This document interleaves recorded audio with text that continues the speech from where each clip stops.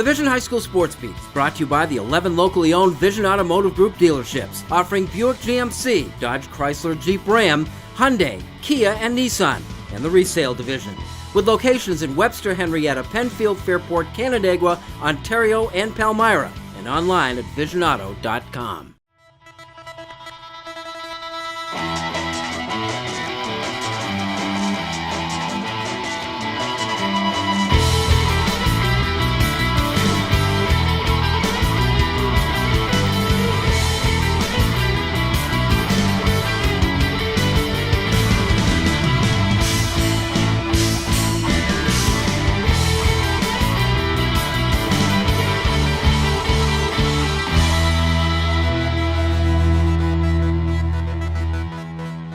Hi everyone, thanks for joining us. This is the Vision High School Sports Beat. I'm Bill Pucko.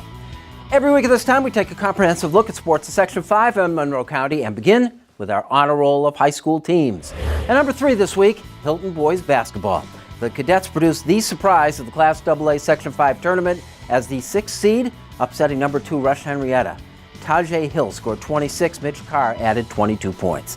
Number 2, Canandaigua Hockey, with a win over Webster Thomas in the championship game. Alex Burley scored the hat trick for Canandaigua. And at number 1, the Victor and Fairport cheerleading squads have finished in a dead heat for the Section 5 Division I Large Squad Championship. Victor's Chase Erlin made 30 saves to shut out Webster Schrader 2-0 in a Class A hockey semifinal. Penfield got 2 goals each from Jack Schiffke, Marco Viola, and Andrew Ebersol to knock off McQuaid 7-4 in the other. That set up the championship match, played on Monday at the Policity Center at RIT.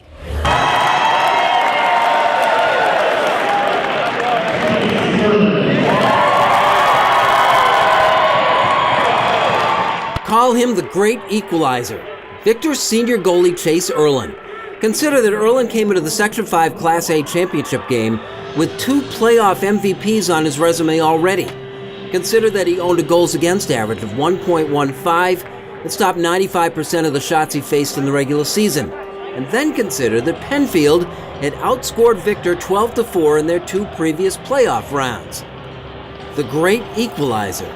Last year's injury showed me a lot. It gave me a lot of experience. Just how to don't take everything for granted, and just work hard every day. And I think that's what I've done this year. I've put in some good work, and the results are what they are. Penfield has never won a Section 5 hockey championship, but they're not the little feel-good story anymore. The Patriots are just good. 16-4-2 with a dominant win over McQuaid, propelling them to the Class A final. First period action, Penfield killed off an early penalty. Victor, though, made the big play shorthanded.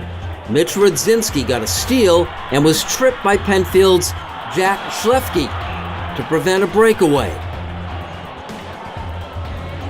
On the ensuing power play for the Blue Devils, Josh Albert to Rudzinski for the game's first goal. The man who made the play to get the man advantage in the first place scored the power play goal. Okay, so they just cycled it back low. We knew that play was coming. They're all righties. And should have been a foot out farther, would have had it. He didn't come out with it. What are you going to do? Tell me about the goal. What happened on the goal? I just had some time and space. A D was in front of me screening the goalie, and I just shot hard and just found the net. Very good. Again, I go back to special teams. And when a game's being played as tight and it's going to be a defensive game like this, things that happen, killing penalties, power plays, they make a big difference, don't they? Yeah, we had a great PK tonight, and we buried one on the power play, so that made a difference for us. Outshot 14-11 in that period, Victor nevertheless led 1-0 after 1.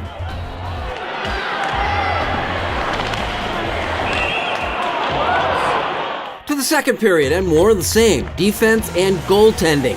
Dominant. Penfield's Brennan Lee holding his own in the nets and playing well himself. I think it was pretty solid.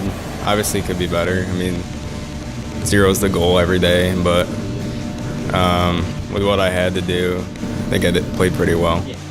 Meanwhile, coming off a 30-save shutout of Webster Schrader for Victor in the semis, Erlin continued to stonewall the Patriots. Andrew, when you were up against Chase, how fine do you think you have to be to get one past him? Fine is an understatement. I played with that kid for a few years. Unbelievable goalie, one of the best I've ever played with. Kid's a stud. Going to Cornell, lacrosse, hockey, whatever you name it. It's playing against him, literally brick wall. You say it, but he's a hell of a player. You have to be aware of not letting him get into your head. He's always in your head. Playing chase, you don't want to, but he's always there. You always look down the ice. He's in net. We had some chances that I can't even explain how he saved them, but it is what it is. He's a hell of a goalie. Heading into the third period, it was still a 1-0 hockey game. Penfield came out with a dominant effort in an attempt to change things. They came in with a lot of pressure in the third, and they were definitely hammering us with opportunities and shots. And so, we were just trying to hang on. We had Chase making a couple of good saves. We were trying to get the puck out and get it out of our zone as quick as possible. They've got so many good players that are just shooting from all over, so just trying to control my rebounds a little bit and making those saves, not overthinking it. So, there wasn't any, huge saves, I guess, but I just kind of stuck with it and stayed the course. Penfield, in a late power play and a last-ditch effort to try to tie the game, pulled its goalie to skate 6-on-4 in the final minute. Andrew Ebersol got the puck to Bobby Bradley, who had a clear shot on Erlin.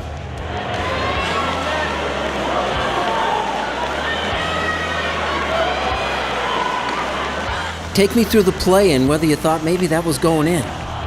So there was a rebound, popped right out, and I just wanted to get a quick shot because beating Chase is really hard to do. I saw a top right corner. I just tried to get it off quick because I played with him on travel, and he makes almost every save he can see. So thought I had it, made the glove save.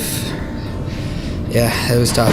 That was the 38th of the 39 shots Penfield put on the Victor goalie. The Patriots outshot the Blue Devils 39-27, 15-8 in the third period alone, but they couldn't get anything past the tournament MVP. 1-0 was the final, and Victor and its 10 graduating seniors were champions for the third time in 4 years. Hell of a game. What did it feel like when it was over? A little bit of relief after they were coming back there at the end, but it's the best feeling in the world. We worked hard all season, in the off season too. There was a lot of hard work leading up to this moment. I couldn't feel any better. It's awesome. I've been fortunate enough to win a couple, and that never gets old. It's really just a special group of guys, and especially coming off last year, it was unique just to get back to this point and get a win.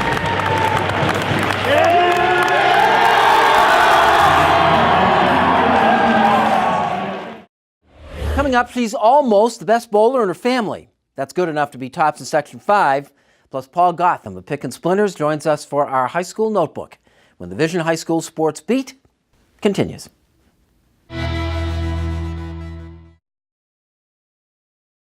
Dunkin' iced coffees are $2 from 2 to 6 p.m. That's right, all sizes, all freshly brewed, all with that signature smooth Dunkin' taste. Power up with a Dunkin' iced coffee for $2. America runs on Dunkin'.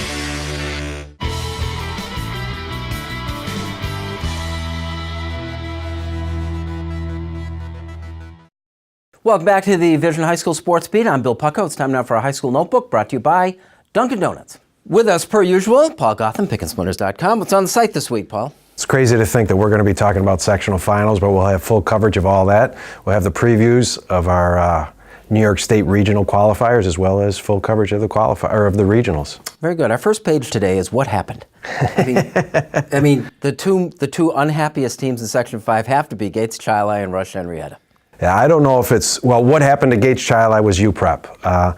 Elroy Clark played a huge role in that game, and the first time those two teams met, he had the flu, scored 7 points, and that night he scored over 20. UPrep's a very good team. They have strong guard play. They're bringing on their young players. So that was not, I think if Terry was sitting right here with us, he would tell us that was not an upset.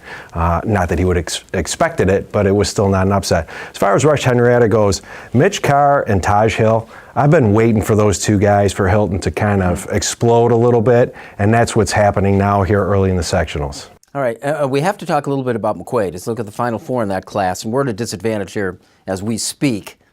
We don't know the outcomes of the last two rounds, but nevertheless, What McQuaid has been able to do, and you point out to me, is without 4 potential starters from last year's team who are still playing against them, is amazing. It's Isaiah Stewart leaves, but before Isaiah left, Thomas Jones III had already transferred to Gates Chili, and Dan Cook, who played JV last year, went and transferred to Mendon. Dan ends up going and leading Monroe County Division III in scoring over 20 points a game. Divine Williams played starter minutes last year for McQuaid. He didn't start every game, but he played at least 20. He was on the bench all season with injuries, and still they make it back to the semifinals. They've won 10 of 11 games going into the semifinals. Incredible job by Jack Leisure. That team started off with rough losses on the road at Canisius, at Niagara Falls, and everybody's looking around going, what's going on with McQuaid? And here they are. They're back where they belong, really, with the talent that they have.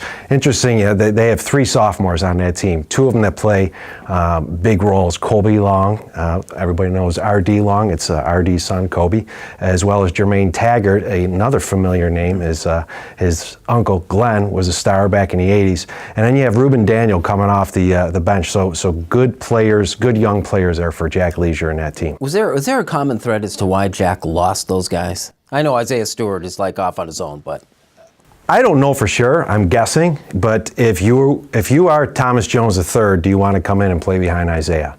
I don't know. I think you want to go to a place where you're going to be more of the focus of the offense. And I'm going to guess that that's the way with Daniel Cook as well, but I don't know that for sure. See, it sounds a lot like college basketball. It does. It does sound. Which is, these days is not a good thing. Yeah, it's crazy to think. But all those teams certainly Thomas Jones is going to go down as being one of those guys that brought Gates Chili back. Dan Cook reached semifinals with McQuaid, and Isaiah Stewart has certainly had his success out in Indiana. All right, Paul Gotham, pickandspliners.com. Thanks very much. Thank you. Our high school notebook brought to you by Dunkin' Donuts.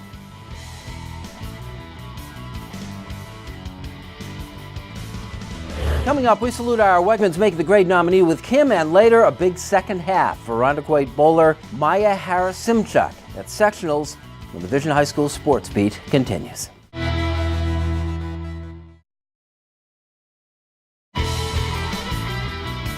Welcome back, and thank you for watching the Vision High School Sports Beat. I'm Kim Burnson. It's time now for Making the Grade, brought to you by Wegmans. Wegmans is a proud supporter of Making the Grade, which highlights the accomplishment of Section 5 student athletes on and off the playing field. Making the grade this week is Lucas Jones, a senior at Greece Odyssey Academy. Lucas is about as well-rounded of a student as you can get. He's a co-captain of the Greece Storm varsity swim team while maintaining grades that put him in the top 10% of his class. While competing at sectional championships, he placed 8th in both the 200 and 100-meter freestyles and was a member of 2 relay teams that placed 3rd and 5th. Aside from his academic and athletic accomplishments, Lucas has dedicated his time to his community as well. He volunteers along with his Boy Scout troop through St. Mark's Church in Greece. He's set to become an Eagle Scout this spring as he wraps up his project at Basil Morella Park in Greece. Nominated for his commitment to his academics, athletics, and his community, this week, Lucas Jones is making the grade. If you have a student in mind for our Making the Grade segment, we want your nominations. You can send them in to info@classywolf.com. Now here's Bill with the Section 5 calendar. Here's the Section 5 calendar for the week ahead. The bowling states are at the On Center in Syracuse Saturday and Sunday, while on the west side of us, the hockey finals will be played out at Harbor Center in Buffalo Saturday and Sunday. Having crowned Section 5 basketball champions, it's on to the state qualifiers. The Class A play-in game, and it should be a good one for the girls Tuesday. They'll settle their differences with Section 6 in the Rochester area. Class A play-in game for the boys is Wednesday. Boys state regionals are at Buffalo on Saturday. Get out and see a game. That is the Section 5 calendar for the week ahead. Bowling with the best from Irondequoit when the Vision High School Sports Beat continues.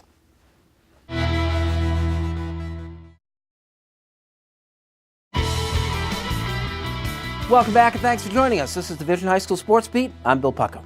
Time now for our honor roll of high school athletes. Number 3 this week, state wrestling champion Anthony Noto from HFL, still just a sophomore. Noto won the Division II state title at 106 pounds. Number 2, sophomore Greg Diakomahalis of Hilton Wrestling. Greg nailed down his 3rd state title in 3 attempts. And the number 1, of course, senior Frankie Gissendaner of Penfield Wrestling. Frankie won his 4th state crown, claiming the 145-pound class Division I title to close out his illustrious high school career. Cassidy Potter led the Webster Thomas girls bowling team to the Section 5 championship. The Titans won 100 out of a possible 104 points in the regular season. Competition for individual honors was a good deal closer, and the overall winner was a bit of a surprise.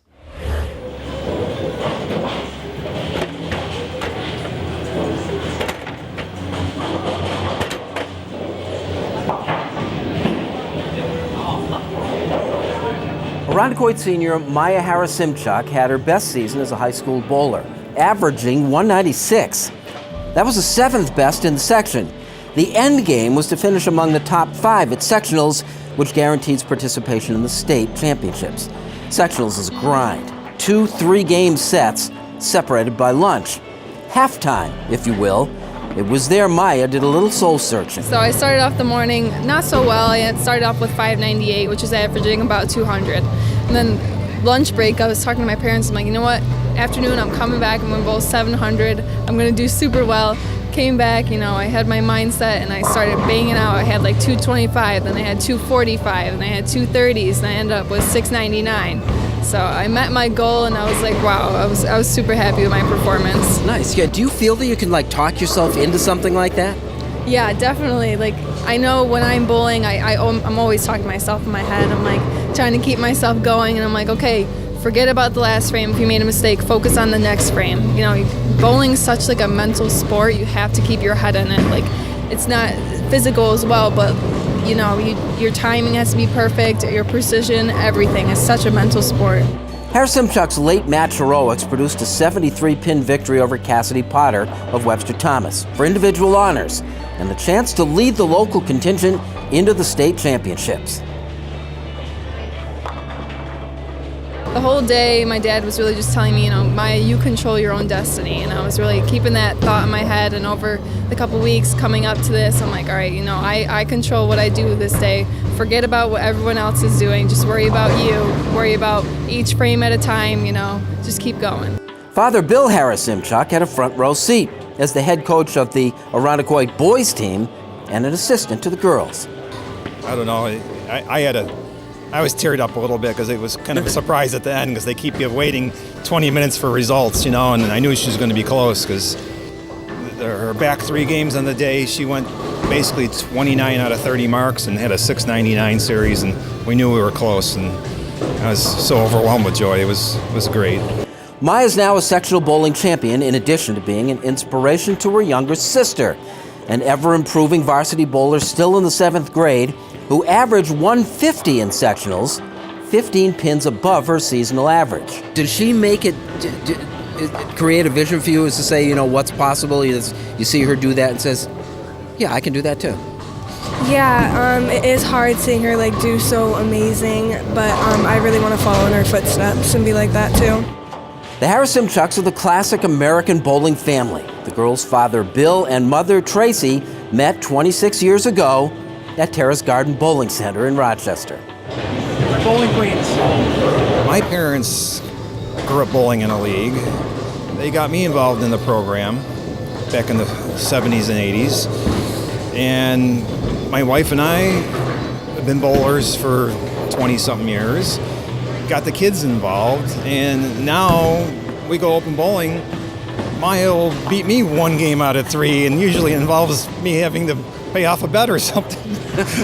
So, yeah, it's a family, any age type of thing. It's a great sport, I think. Bowling's gain would ordinarily be soccer's loss at Irondequoit, except that Maya, a 3-year varsity player, found time for both. But soccer keeps me in shape, and when it's soccer season, I'm like, dang, I miss bowling. I want to get back on the lanes. And when it's bowling season, I'm like, wow, I miss running. So, I love them both. And people always ask me, which do you like more? And I'm like, I don't know. The things about both of them, bowling's really family oriented for me because I've done it with my family my whole life. But soccer is more of a personal love for me.